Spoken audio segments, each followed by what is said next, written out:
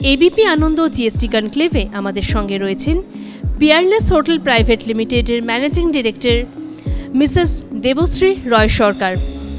আমাদের এই অনুষ্ঠানে আপনাকে স্বাগত। এবিপি আনন্দ জিএসটি কনক্লেভে নিজের কথা বলতে পেরে, বক্তব্য রাখতে পেরে আপনার অভিজ্ঞতা কেমন হলো? প্রথম কথা ধন্যবাদ জানাই আমাকে এখানে নিমন্ত্রণ করার জন্য।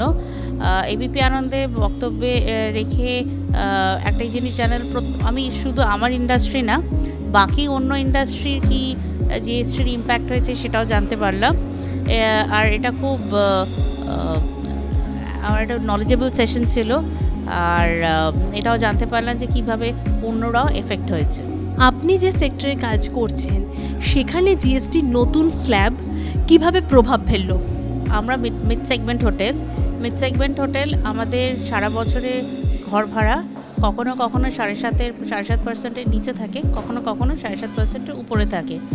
ন্যাচারালি যে সমস্ত হোটেলের ঘর ভাড়া 7.5% নিচে, তাদের এখন ইনপুট ট্যাক্স ক্রেডিট, যেটা 5% ইনপুট ট্যাক্স ক্রেডিট ছিল, সেটা তো এখন বাতিল করে দিয়েছে। যে কারণে ডেফিনেটলি আমাদের সারা বছরের যে লাভটা হয় সেখানে তো একটা ডেফিনেটলি একটা হিট হবে। এর কিভাবে এখন আমার উপায় বার করতে হবে, এই কস্টটা কী করে আমরা কম্পেনসেট করি, সেটাই এখন আমরা আগামী দিনে সেটার উপরে কাজ করব।